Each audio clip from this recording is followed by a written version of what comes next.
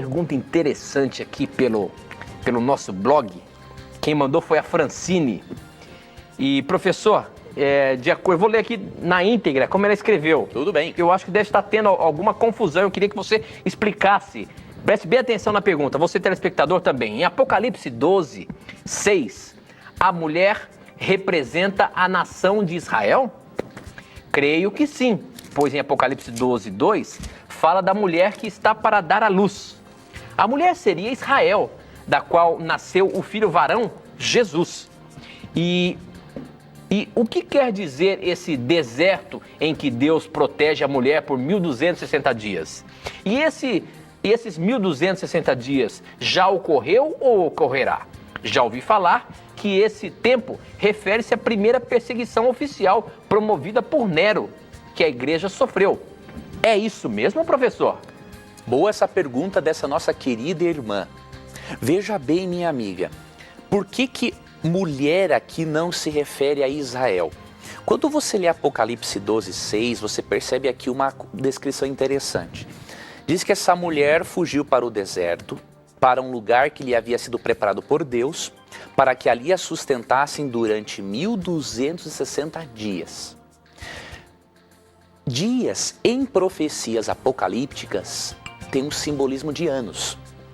Então esses 1.260 dias são 1.260 anos. O que se enquadra nessa profecia não é a nação de Israel, mas a igreja cristã, que de 538 a 1798, ou seja, por 1.260 anos, ela foi perseguida no período medieval.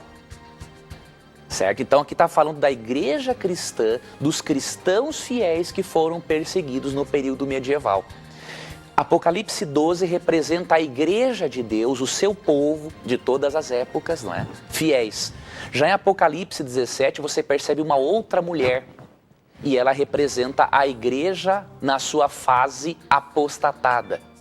Que mulher em profecia simboliza a igreja? Vou ler um texto para você aqui, que se encontra em 2 Coríntios, capítulo 11, versículo 2. Aqui diz o seguinte: o zelo que tenho por vocês, falando da igreja de Corinto, é um zelo que vem de Deus. Eu os prometi a um único marido, Cristo, querendo apresentá-los a ele como uma virgem pura. Então, em profecia, a mulher simboliza a igreja. E por isso, em Apocalipse 12, se refere à igreja cristã de Deus que foi perseguida por 1.260 anos, no período medieval ali. Não se refere exclusivamente ao povo de Israel, tá bom? Então, eu recomendo que você se aprofunde nessa questão. A nossa equipe do Na Mira da Verdade vai estar à sua disposição para lhe ajudar a se aprofundar nesse assunto. E faça uma comparação entre Apocalipse 12 e 17. Você vai ver que é a igreja de Deus em ambos os capítulos, uma na sua fase pura doutrinária e de perseguição e outra na sua fase apostatada. Muito bem, professor. Próxima pergunta chegou aqui pelo Torpedinho SMS.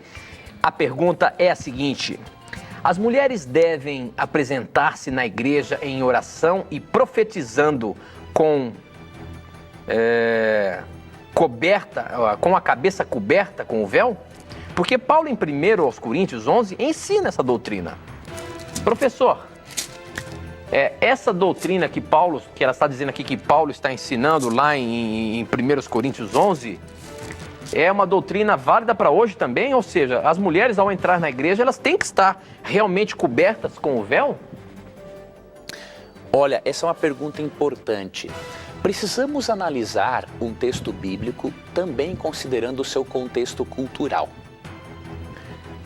O que eu quero dizer com isso? Que muitas vezes, para entendermos devidamente um texto, precisamos analisar o contexto cultural no qual ele foi escrito. Por exemplo, para a sociedade grega a quem Paulo escreveu esse texto, em 1 Coríntios 11, quando uma mulher aparecia em público sem utilizar o véu, ou quando ela cortava o cabelo, essa mulher era vista nessa cultura como uma prostituta. Nessa mesma cultura, por exemplo, se um homem aparecesse com o cabelo comprido, ele era visto como um homossexual. Então, o que Paulo fez? Para que os cristãos e as cristãs se diferenciassem nesse aspecto cultural, a fim de que a mensagem bíblica do Evangelho fosse mais aceita entre as pessoas, ele deu essas orientações com base na cultura. Por exemplo, se você ler o capítulo 11, você vai perceber ali algumas coisas interessantes. Que ali no capítulo 11 é dito, por exemplo, que para o homem é desonroso usar o cabelo comprido. Agora, nós sabemos que é costume bíblico isso. Se você ler em Números capítulo 6, por exemplo, os nazireus, os que faziam um voto de dedicação a Deus, eles deixavam o cabelo comprido. Então por que é desonroso para o homem usar cabelo comprido em Corinto e não é desonroso no Antigo Testamento? Isso demonstra que essa questão é um aspecto cultural. Paulo, para não entrar em conflito com a cultura local, ele deu essa orientação. Agora, se você ler um outro texto esclarecedor, além de 1 Coríntios 11, que é Gênesis 38:15, você vai perceber uma outra coisa muito interessante. Olha o que diz Gênesis 38:15. Vendo-a Judá, teve-a por meretriz, pois ela havia coberto o rosto. Nos dias do Antigo Testamento, até mesmo as meretrizes cobriam o rosto. Não só usavam véu, mas também cobriam o rosto. Então perceba, são aspectos culturais. Então, 1 Coríntios 11, o princípio que é válido para hoje é o seguinte: a mulher tem que se vestir de uma forma que não traga escândalo diante da sociedade e atrapalhe a disseminação da mensagem. E o homem da mesma maneira. Este é o princípio. Agora, a forma como o princípio é aplicado muda totalmente. Na nossa cultura não é mais desonroso uma mulher cortar o cabelo, não é? Não, um homem que usa cabelo comprido não é necessariamente visto como homossexual.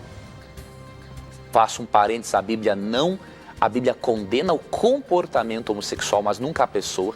Não é? Romanos 2:11 diz que Deus não faz distinção entre pessoas. Tá? Então a Bíblia não é homofóbica, só para esclarecer isso.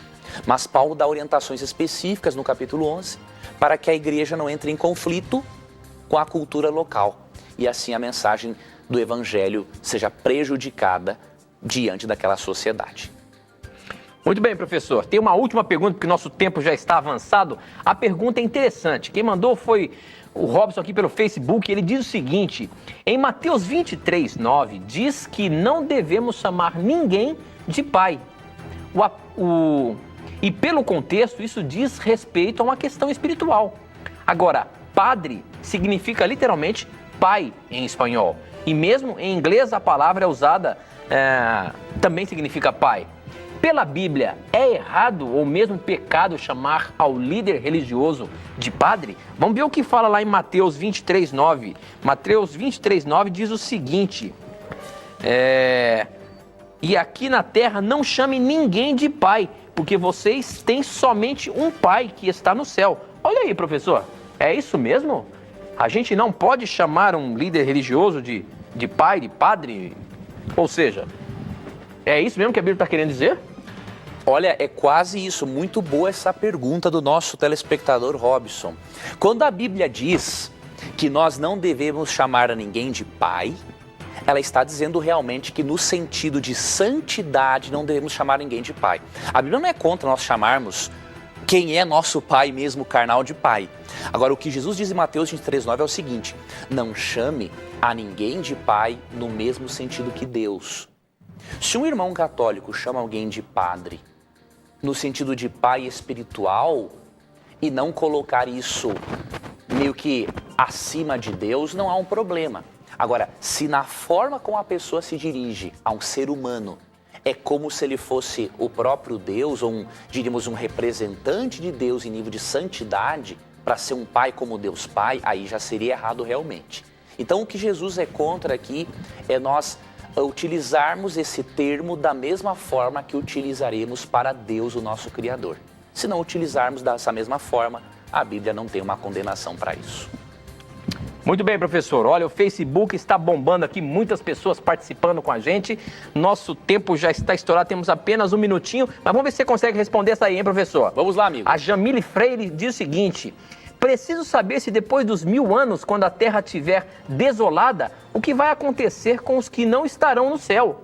Olha aí, professor, depois dos 1000 anos, quando a Nova Jerusalém estiver aqui, aqueles que não foram salvos vão estar aqui perambulando pela terra?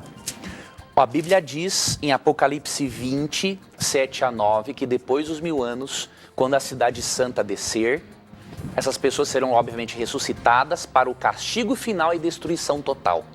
O pecador e o pecado deixarão de existir. Então leia, só não vou ler o texto por causa do nosso tempo, mas leia, amiga, Apocalipse 20, 7 a 9, né? E aí no verso 10 também menciona o castigo e depois, obviamente, a destruição total. E Romanos 16, 26 afirma que inclusive Satanás, ou melhor, Romanos 16, 20 afirma que Satanás será totalmente destruído. Ou seja, Deus tem que destruir o pecado para que o sofrimento não mais exista. E aquele que se apegar ao pecado e não aceitar a Cristo como Salvador, infelizmente irá junto. Como também lemos ali em 2 Pedro, capítulo 3. Ok, professor. Com essa nós encerramos mais um programa Na Mira da Verdade e nos encontramos na terça-feira que vem. Pela graça de Deus. Um abraço, amigo Tito. Deus o abençoe. Muito obrigado, amigo telespectador, amigo internauta, por sua companhia. E nunca se esqueça de uma coisa. Sempre que você tiver a coragem de perguntar, inclusive você, ouvinte da Rádio Novo Tempo, a Bíblia terá coragem de lhe responder. Deus lhe guarde e até a próxima. E aqui no programa você já sabe, sempre as suas dúvidas, as suas perguntas, os seus questionamentos estarão na mira da verdade. Até o nosso próximo encontro. Tchau!